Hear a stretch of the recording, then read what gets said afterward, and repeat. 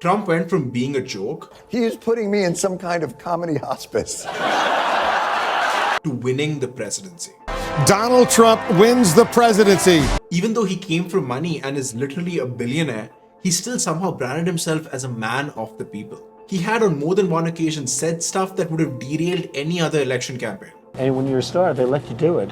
You can do anything. Whatever you want. Grab them by the pussy. But somehow still managed to spin it as positive and come out on top. For this election, Trump's using new media like podcasts in a way that no other politician has used before. This video is an apolitical video. It's not about politics. It's about branding and marketing. And it talks about the strategies that Trump has used to go from being a reality TV star to becoming the most powerful man in the world. I've seen so many people talk about how the presidential debate isn't presidential anymore. Like there's name calling, there's yelling. It sounds like a bunch of kids throwing tantrums at each other. Because you know what? There's nothing smart about you, Joe. 47 years you've done nothing. Let's have this debate. And if you would have had, let me just tell you something, Joe. Whereas if you look at some of the older presidential debates, these guys were really professional. Like they sounded like they were presidents. They were being very civil. They let the other person talk. They were respectful. But the drawback was they were still behaving like politicians. They weren't being honest and they weren't being real. And these debates, as wild as they may be or as crass and as rude as they may be, they're at least real. And nowadays, that's what people want. I mean, think about the last time you had a really intense debate. I'm talking about something that you were really passionate about and the stakes were really high. You probably were pretty animated. You probably didn't let the other person talk. You may have even been a little rude. And in this day and age, people prefer that rude or crass realness over being very civil but still being fake. And Trump was the first person to really figure this out and take advantage of it. Because Trump wasn't new to scripted TV. He had his own reality TV show. He was on talk shows all the time. This guy was media trained, right? If he wanted to show this polished, sensible, civil Trump, he could have done that. In fact, we've seen him be really civil during diplomatic missions, so we know that he's capable of. But in the debates and in the early part of his campaign, he made a conscious decision to be crass, to be rude, to be aggressive like a bully. Because once you get over the fact that he isn't being presidential, you see it for a person who's being real, who's being authentic. Because the people are sick and tired of politicians. We're tired of the lies and the double speak. We just want a dude who's real, who'll call things like it is, instead of beating around the bush. And when the people saw this in Trump, it made him look like he was anti-establishment. And I want you all to just think about how crazy that is. Right? This guy is a billionaire. He was born to a really rich man. His dad gave him $1 million to start his company. Most people don't make $1 million in a lifetime. Yet, for some reason, because of how crass and rude he was, he kind of came off as anti-establishment. He came off as a man who was for the people and who was like a regular Joe, even though he clearly wasn't. And we're seeing this type of a shift happen in brands too. Like, just have a look at this. Right? Do you think a Fortune 500 company would have posted something like this 20 years ago? No, they definitely weren't. But nowadays, people like the edgy, unhinged realness. And so a lot of brands are also following suit. Trump used this man of the people image to reach out to the people that no one was reaching out to, the people who were almost neglected. I'm talking about the people who lost their jobs to globalization, right? A lot of the factory jobs that actually left the US and went to the developing world. A lot of the people who had those jobs, they didn't have any representation because for a really long time, the Democrats were the people for the working class. But now the Democrats had newer audiences or newer demographics to focus towards. And so they kind of neglected these people. They now started focusing on appealing to minorities, appealing to the progressives, appealing to urban voters. And the old school Republicans were always for the rich, trying to get them tax cuts. And so Trump saw this massive chunk of the population that just did not have any representation. And he started appealing to them. He started saying stuff like America first, like he was going to build the wall and keep these immigrants away so they couldn't steal more jobs. And all this stuff really appealed to them. And even after his first term, these people still have Trump's back, even though Trump really didn't get back any of the jobs that he had promised. And the reason for that level of loyalty is that no one is trying to appeal to these people. And so even though Trump didn't really hold his end of the promise, they still back him. Because who else do they have? That's the beauty of reaching out to someone who no one reaches out to. And I learned this years ago when I started doing cold outreach, right? I would reach out to people who ran e-commerce companies. And the reason for that was because I was on Instagram and I'd see an ad and I would buy something off an e-commerce company, right? I would reach out to restaurant owners. I would reach out to gym owners because I go to a gym, right? And everyone thinks about these businesses, and because of that, these business owners get a ton of emails from a bunch of people. But if you reach out to the people that no one reaches out to, the people who are, you could say, almost neglected, that's when you'll see the real results. Guys, you won't believe this. I reached out to guys who manufacture chicken coops. Like, you may not understand how big that market is, but it's actually a really lucrative market with really high margins. But the thing is, no one reaches out to them. And so when I actually reached out to them, I got a ton of responses. Like, normally I would reach out to 100 people and I would get maybe 2 meetings. This time I reached out to 100 people and I got 20 meetings. That's almost unheard of when it comes to cold outreach. And the reason is no one was reaching out to them and they had never been pitched an offer like the one that I had offered. And then after that, I reached out to people who manufacture fertilizers. And again, it was the same thing. No one thinks about a fertilizer manufacturer when they think about businesses to reach out to. And when you reach out to people that no one's thinking about, that's when you get the outsized returns, the same way Trump did. When Mexico sends its people, they're not sending their best. They're sending people that have lots of problems. They're bringing drugs, they're bringing crime, they're rapists. Somebody criticized me the other day because they asked me what I do, and I said, I'm gonna bomb the shit out of them. This was probably one of Trump's most strategic and smartest moves. Most people would look at what he said and think he's absolutely insane, right? This is career suicide.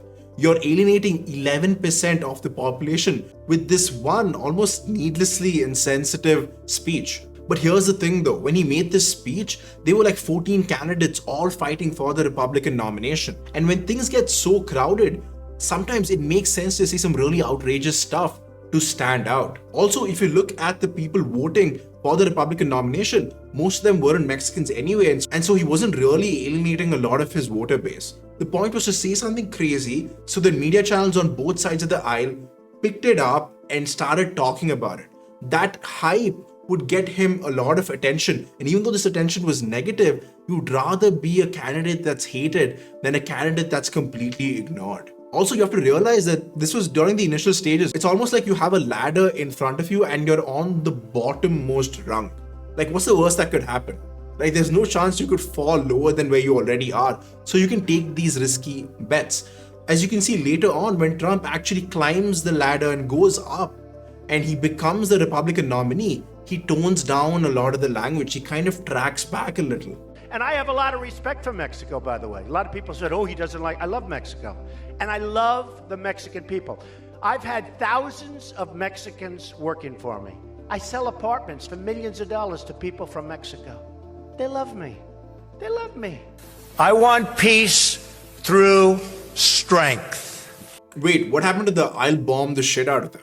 This Trump actually has a lot to lose. He already won the Republican nomination here, and so now saying a lot of crazy stuff will make him sound like a fringe candidate, almost like an Alex Jones type of guy. But if he wants to win the presidency now he needs the mainstream support. He needs the people who are in the center or even on the center left. And so he has to tone down a lot of his language. He needs to appeal to the women who most likely wouldn't be a fan of a guy who says he's going to nuke the Middle East. And this strategy of saying crazy stuff in the beginning to get attention and then tracking back and being more normal is something I've seen used across the board. Like, I remember Andrew Tate used to have this course where he used to teach people how to make money using webcams. Like, he would actually talk about making money while your girlfriend would be on webcams. But now that same Tate says stuff like this. And I'm certainly not proud of the video. At the time, I was a lot less knowledgeable and I was younger and I made some mistakes. And I understand now that a lot of the way I said things, I certainly shouldn't have said them that way. And again, it's the same reason. Like, this Tate had nothing to lose. So he could say the really crazy stuff to get the attention. But this Tate has something to lose. And so he wants the more mainstream attention. And so he is going to track back a little. Now, with all the videos that I make, I always explain something and then I give you guys stuff that you guys can just implement, right? With this though, it's tough. So what I'm gonna do is I'm gonna give you Alex Hormozi's example. In the beginning, like 2 to 3 years ago, Hormozi would put this in every single one of his videos. I have nothing to sell you. Hormozi said that he would never sell us anything, and that's one of the reasons he got that initial traction, because everyone else was selling courses, and this guy makes his promise and says that he will never ever sell us anything. But then he didn't really keep his word. Like, he sells books that make him 60K each month in profit. He has a mastermind live event group that also makes him quite a bit of money. He is selling us something. Like, he even made this post talking about how he removed that "I will never sell you anything" sentence from over 114 of his videos. And when he made this post, the thing is, no one was upset. People still loved him the same way Trump supporters love him, even though he didn't do some of the crazy stuff that he said he was going to do in the beginning. You know, Obama won the election because he realized something most of his boomer opponents didn't. He realized that most of his younger voter base was on Facebook at the time, and that he could run campaign ads on Facebook for cents on the dollar. And that's exactly what he did. He invested a lot of his marketing budget on newer platforms like Facebook, when most of his opponents invested their marketing dollars on old school marketing strategies like newspapers or TV ads. And that's one of the reasons Obama won that election. In the next election cycle, Trump did the same thing with Facebook Live. At the time, live streaming was a brand new feature on Facebook, and so Facebook was pushing it a lot more than any of their other posts. And so Trump took advantage of this by live streaming every single one of his speeches, and Facebook started pushing those speeches out to everyone, and that's one of the reasons he won against Hillary. This year though, Trump's new tech edge is podcasts. This dude is going on every podcast out there. The new podcast with Joe Rogan is probably going to be one of the most viewed podcasts in the history of podcasts. And podcasts are perfect for the elections because one, it's long form, so it means that the audience will actually build a connection with you. And two, stuff can't be taken out of context, like what happens with mainstream news interviews. Also, the new age media like podcasts and YouTube have a significantly bigger viewership than mainstream media like CNN or MSNBC. Here's how you can steal the same strategy. You can start going on podcasts in your niche. For example, if you're a venture capitalist that invests in supply chain startups, you can go on every single venture capitalist podcast and every single supply chain podcast. It's a great way to get a new audience and also inbound leads. And you guys are really lucky because I ran a very successful podcast booking agency for a really long time. I was so good at getting my clients on podcasts that the podcasters would not only say yes to my clients, but they would also compliment the way I had written the outreach email. If you guys want to check out the outreach email for yourself, have a look at the description and you'll find it there. The last and final point that I want to talk about is the fact that Trump makes his weaknesses his strengths. When most candidates here would have fought against it and say that, no, I've never done any sort of tax evasion, this dude straight up said that he doesn't pay taxes and that he's smart.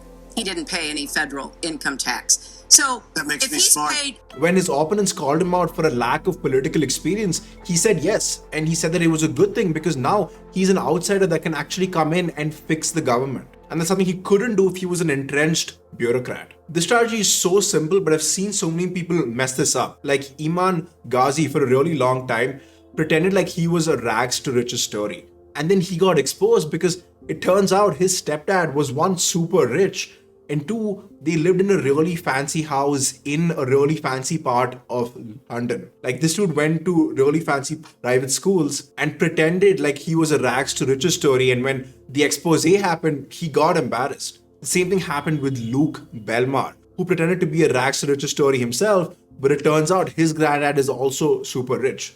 What these guys could have done is they could have said that, yeah, I do come from money, and because of that, I have access to the way really rich people move because I've been surrounded by them my whole life. Like, when I started my own agency, one of my weaknesses was the fact that I was in India. When the client would find out about that on the call, he would a lot of the times try to get my prices down, saying, hey, I could just hire an American agency for the same price. So I could, one, fight against it and say something like, no, we're just as good as an American agency, which we obviously are. But instead of saying that, I would say stuff like, yeah, I am in India, and because I'm in India, I have access to really good labor at a really cheap price. The American agency that you're going to hire for the same price is also fulfilling all of their work using Indian and Filipino freelancers. But the problem for them is they're not Indian themselves, and so they get gouged on the prices and they can't get really great freelancers. And so even though you're paying me the same price as the American agency, the people who are working for me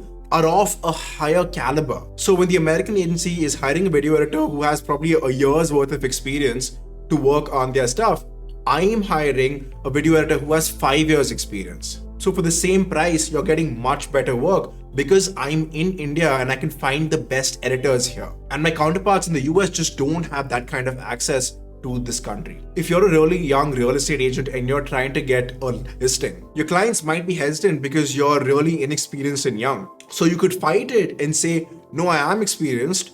Or you could just say, yep, you're right, I am young, and because I'm young, I don't have any other priorities. Whereas my competitors who you could work with who are more experienced, they have a family, they have a wife and kids, and they have a bunch of other listings that they're working on. So they may not prioritize your listing over all of that. Whereas for me, I'm young, I don't have any other work. So I will spend day and night working on your listing. The other advantage is I can reach out to experienced people and get really great advice from them because they don't look at me as a competitor. They look at me as this young guy who they can mentor. Whereas the experienced guys can't reach out to other people because they all look at each other as competitors and they won't help each other out. This is a way you can turn your weakness into a strength the same way Trump does it time and time again.